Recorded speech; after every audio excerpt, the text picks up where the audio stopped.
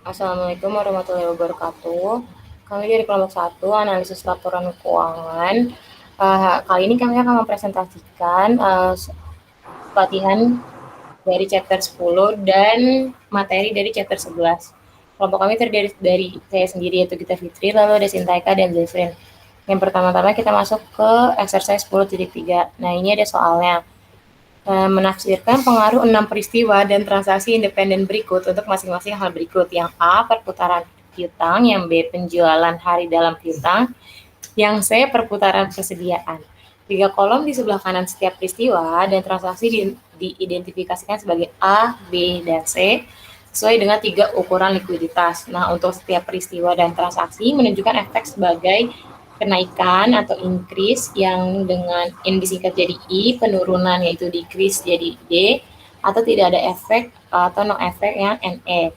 Nah, untuk soalnya itu ada 6. Yang pertama, piutang usaha sebesar $5.000 dihapuskan sebagai penyisihan piutang ragu-ragu. Jadi maksudnya soal di sini tuh, jadi misalkan yang pertama nih piutang usaha. Nah, pengaruhnya terhadap A yaitu perputaran piutang itu apa, terus pengaruh terhadap yang B penjualan hari dalam piutang itu apa, dan yang C itu perputaran persediaan itu apa. Lalu yang soal yang kedua itu ada pengurangan persediaan awal sebesar $1.000 dikoreksi pada periode ini. Yang ketiga, di bawah metode biaya atau pasar yang lebih rendah, persediaan dikurangi ke pasar sebesar $2.000. Yang keempat, persediaan usang sebesar $3.000 diidentifikasikan dan dihapuskan. Untuk soal kelima, kelebihan penyajian awal sebesar $2.000 dikoreksi pada periode ini. Dan soal yang terakhir, yaitu yang keenam, penjualan secara kredit dibesar-besarkan sebesar $10.000 dan dikoreksi pada periode ini. Selanjutnya kita masuk ke jawabannya untuk exercise 10.3. Yang pertama, pengaruh terhadap yang A itu no efek, terhadap yang B itu no efek, dan terhadap yang C juga sama no efek. Untuk jurnal entry-nya itu allow for bad debts itu di debit dan account receivable di kredit. Kenapa? Alasannya itu karena kita menggunakan account receivable bersih dalam penghitungan rasio rekening, sehingga tidak ada efeknya. Untuk yang soal yang kedua, untuk yang A itu no efek, untuk yang B itu no efek, yang C itu decrease atau penurunan. Untuk jurnal entry-nya COGS atau HPP itu di debit dan return earnings itu atau laba ditahan itu di kredit. Alasannya adalah baik rasio A maupun B itu tidak terpengaruh karena harga pokok penjualan meningkat sebesar $1.000 dan persediaan rata-rata akan meningkat sebesar $500 karena efek rata-rata, sehingga menurunkan rasio C. Untuk soal 3 itu untuk rasio A no efek, rasio B no efek, dan rasio yang C itu increase atau meningkat. Dengan jurnal entry COGS di debit dan inventory di kredit. Alasannya hanya rasio C yang terpengaruh. Kenapa? Pembilang atau numerator meningkatkan sedangkan penyebut menurun. Untuk soal yang keempat, untuk rasio A itu no efek, yang rasio B juga no efek, yang rasio C itu increase. Untuk jurnal entry-nya loss di debit dan inventory di kredit. Alasannya, baik rasio A maupun B tidak terpengaruh karena persediaan rata-rata akan berkurang sebesar 1.500, setengah dari $3.000 sehingga meningkatkan rasio C. Untuk soal 5, rasio A itu no efek, rasio B no efek, dan rasio C itu increase dengan jurnal entry, retain earnings di debit, dan COGS di kredit. Nah, alasannya baik rasio A maupun B tidak terpengaruh, rata-rata persediaan akan berkurang setengah dari penurunan pembilang, sehingga dia akan meningkat untuk rasio C. Nah, untuk yang soal terakhir atau soal 6, itu yang rasio A itu increase, rasio B itu decrease, dan rasio C itu no effect. Untuk jurnal entry-nya sales di debit, account receivable di kredit. Kenapa? Denominator rasionya yang A berkurang dengan setengah dari jumlah yang berkurang pembilangnya, menyebabkan rasio A ini meningkat. Denominator rasio B akan meningkat sehingga dia akan turun. Dan untuk yang rasio C itu tidak ada pengaruh. Lalu kita masuk ke problem 10.4. Nah, terdapat di soal itu ada data keuangan yang dipilih pada akhir tahun kelima dan ramalan atau perkiraan untuk tahun ke-6. Nah, ini ada cash-nya itu di tahun kelima itu $35.000. Nah, kira-kira itu berapa forecast-nya, terus kita diminta berapa forecast-nya. Account receivable di tahun kelima itu $75, dan di tahun ke-6 itu forecast-nya berapa, inventory 32.000, di tahun ke-6 itu akan menjadi 75.000. Fixed asset atau aset tetapnya itu di tahun kelima 100.000, di tahun ke-6 akan tetap 100.000, dan akumulasi depresiasinya itu di tahun kelima 21.500, dan di tahun ke-6 akan meningkat menjadi 25.000. Lalu account payable di tahun kelima 65.000, di tahun ke-6 122.000, notes payable itu 17.500 dan akan menurun di tahun ke-6 sebesar 15.000. Accrued tax itu 9.000 di tahun kelima, dan di tahun ke-6 itu 0. Capital stoknya 100.000 di tahun kelima, dan di tahun ke-6 tetap. Lalu ada informasi tambahan atau additional forecast untuk di tahun ke-6 itu salesnya menjadi 412.500, biaya dari salesnya itu 70% dari sales forecast, net income-nya akan sebesar $10.000, dan day sales receivable-nya 90 days atau ini hari dalam piutang. Nah, perintahnya dengan asumsi semua biaya dibayar tunai ketika terjadi dan biaya penjualan tidak termasuk depresiasi, perkirakan saldo kas akhir untuk tahun ke-6. Jika top quote ingin mempertahankan saldo kas minimum $50.000, haruskah ia meminjam? Nah, kita masuk ke jawabannya. Nah, di sini ini ada cash forecast-nya yang udah dihitung. Cash balance di bulan Januari tanggal 1 tahun ke-6 itu sebesar 35.000. Nah, cash receipt-nya itu account receivable-nya 75.000, sales-nya 412.500. Maka bisa kita hitung sales-nya 412.500 dikali 90 per 360. Jadi 90 hari per 360 hari. Itu hasilnya 103, 125, dan ini akan mengurangi sehingga cash receipt-nya menjadi 384, 375. Total cash available atau cash yang tersedia itu 419.375. Nah, ini ada distribusinya dari cash. Account payable-nya itu 65.000. Purchase-nya itu kita tandai nomor 1 karena nanti dia ada hitungannya lagi sendiri. Terus totalnya 331.750. Account payable di Desember akhirnya itu 122.000. Lalu dikurangi nanti cash expense-nya juga nanti ada hitungannya masing-masing, dan estimasi cash balance itu sebesar totalnya 22.875. Nah, kan dia tadi di soal dikasih tahu nih minimum dia pengen punya cash-nya itu sebesar 50.000, maka kekurangan yang dia harus pinjam itu sebesar, tinggal kita kurangin nih, itu sebesar 27.125. Nah, ini kita masuk ke perhitungan poin 1 sama poin 2 yang tadi, si purchase sama cash expense. Next. Nah, yang pertama itu kita hitungnya persediaan awal kan sebesar 32.000. Itu kita tambah dari pembelian 331.750. Nah, jadi persediaan barang yang untuk dijual itu sebesar 363.750. Kita kurangin sama tadi yang ending inventory atau persediaan akhir sebesar 75.000. Dan biaya penjualannya itu 412.500 dikali 0,70 atau totalnya itu semua jadi 288.750. Terus untuk perhitungan kedua, laba kotornya kan tadi diketahui nih 30% dari penjualan. Jadi 123.750, penyusutannya 25.000 dikurang 21.500 karena kan dia menurun. Meningkat. Jadi 3.500. Tinggal dikurang hasilnya itu pendapatan bersih tidak termasuk beban itu 120.250,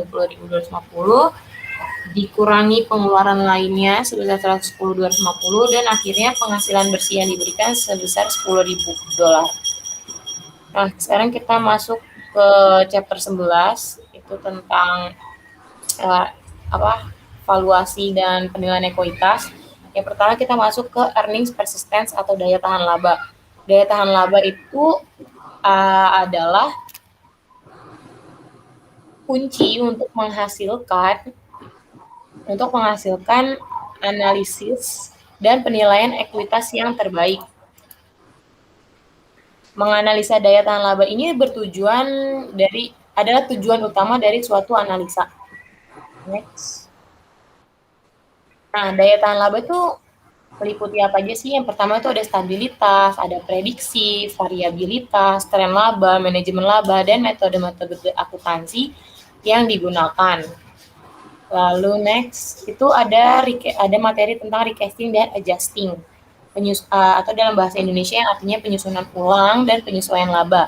Dua metode yang biasa digunakan untuk membantu menghitung daya tahan laba, itu yang pertama ada penyusunan ulang laba dan penyesuaian laba.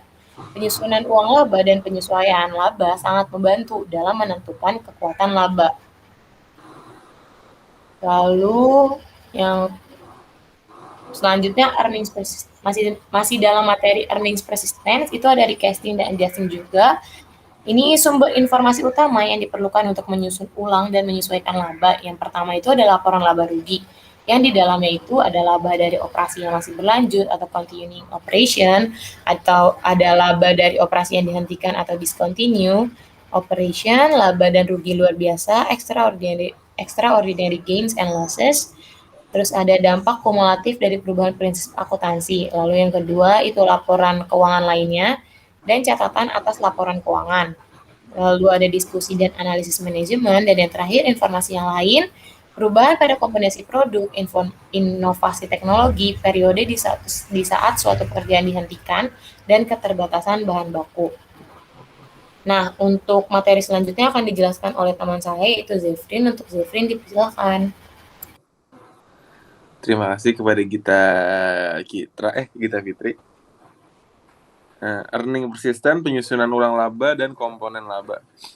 Tujuan utama penyusunan ulang komponen-komponen laba adalah untuk menyajikan klasifikasi yang signifikan dan format yang relevan untuk analisis.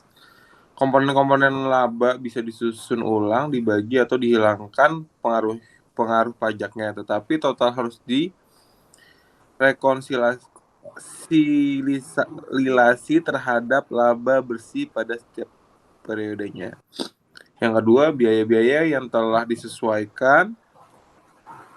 Komponen-komponen laba dalam laporan laba rugi dari anak perusahaan atau perusahaan afiliasi yang belum dikonsolidasi harus dikeluarkan.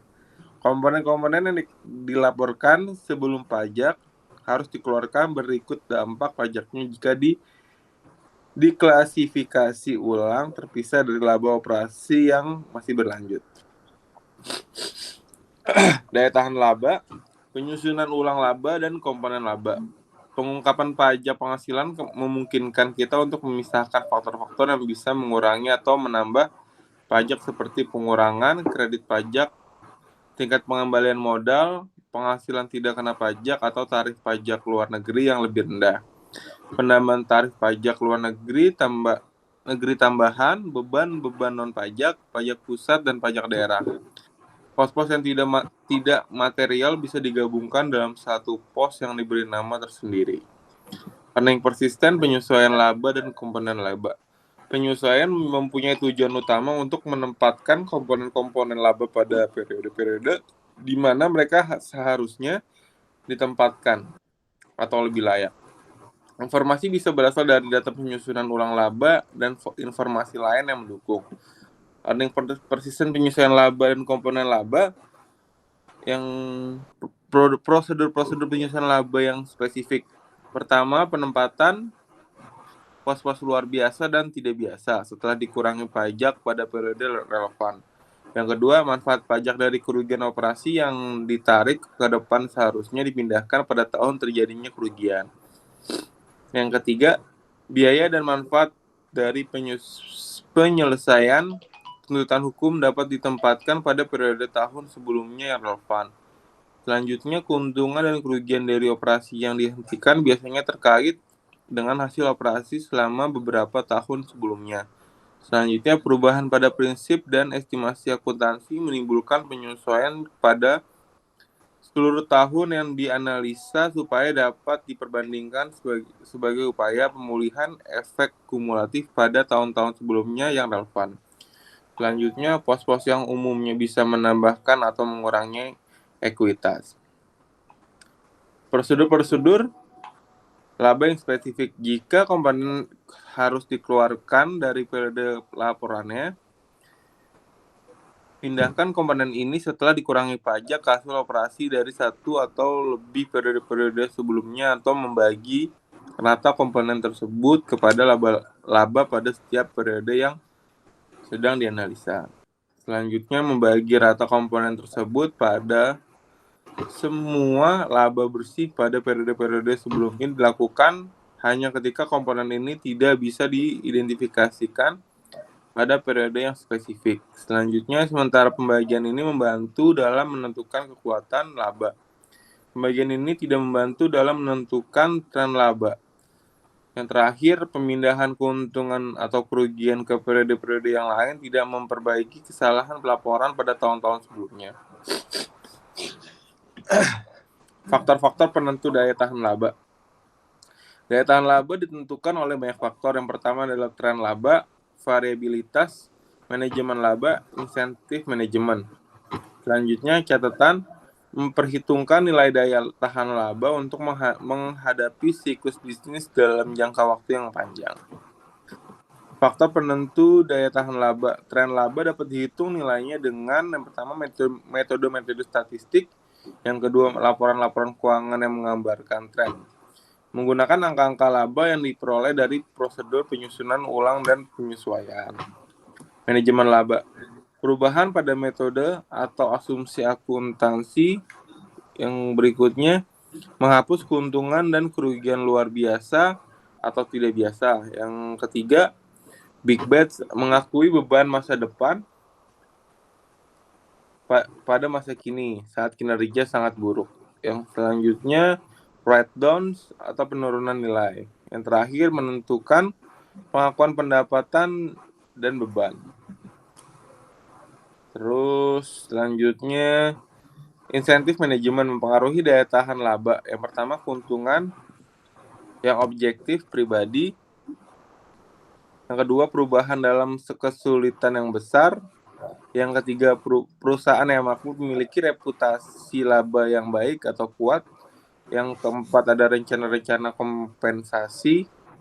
Yang kelima, itu ada insentif berbasis akuntansi dan keterbatasannya. Yang terakhir, target-target yang dianalisa.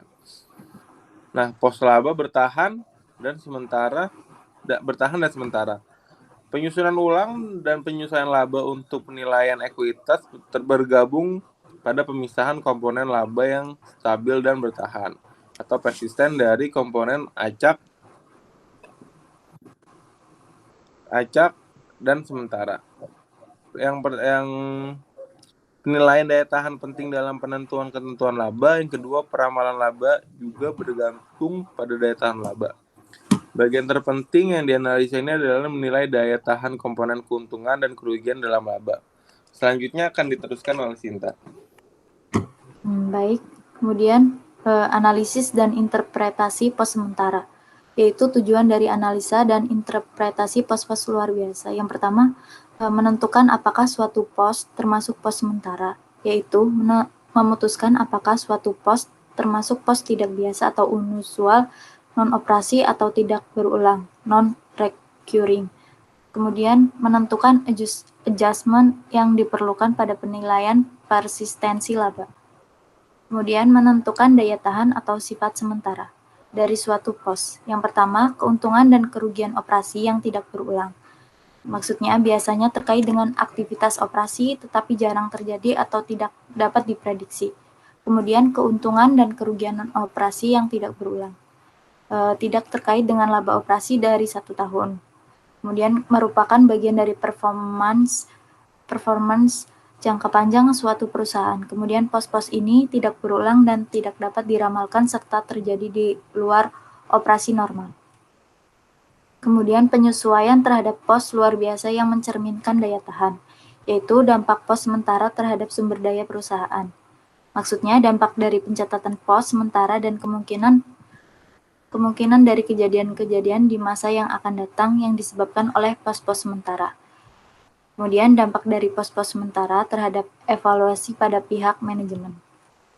Kemudian dasar penilaian matematik, yaitu rasio harga terhadap nilai buku, rumusnya nilai pasar ekuitas dibagi nilai buku ekuitas.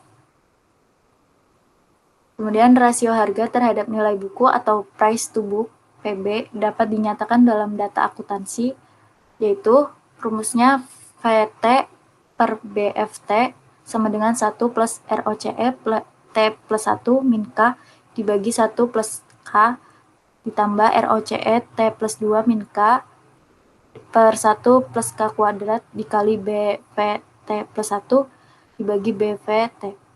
Kemudian plus ROCE T plus 3 dikurangi K per 1 plus K pangkat 3 dikali BV T plus 2 dibagi BVT. Catatannya, jika ROCE dan pertumbuhan nilai buku meningkat, maka PB atau price to book meningkat. Jika biaya atau resiko dari modal ekuitas meningkat, maka PB menurun. Nilai sekarang laba tidak biasa plus minus, maka PB lebih besar atau lebih kecil dari 1.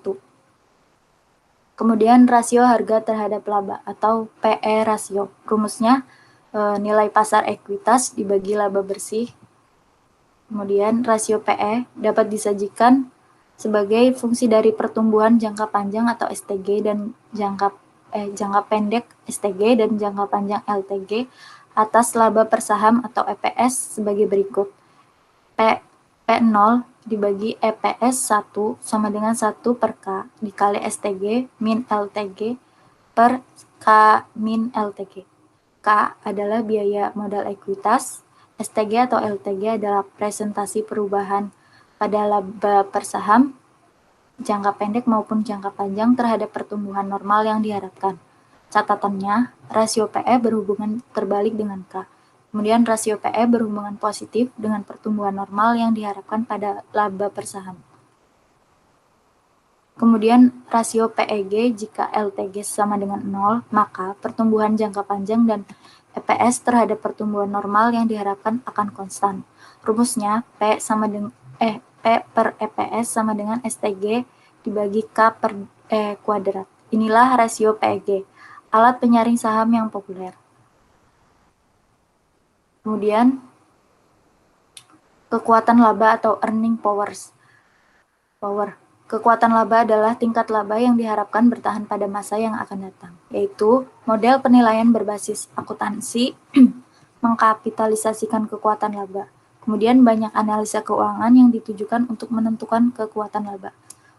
Kemudian pengukuran kekuatan laba mencerminkan yang pertama laba dan semua komponennya, yang kedua stabilitas dan daya tahan laba serta komponennya, kemudian tren yang mendukung pada laba dan komponennya.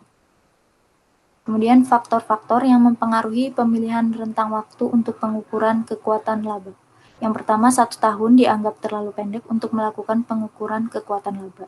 Kemudian banyak dari kegiatan investasi dan pendanaan adalah jangka panjang. Kemudian lebih baik untuk mengukur kekuatan laba dengan menggunakan rata-rata kumulatif laba selama beberapa tahun. Yang terakhir, rentang waktu yang dianjurkan dalam pengukuran kekuatan laba adalah 4-7 tahun. Selesai. Sekian presentasi dari kelompok kami, kurang lebihnya mohon maaf. Wassalamualaikum warahmatullahi wabarakatuh.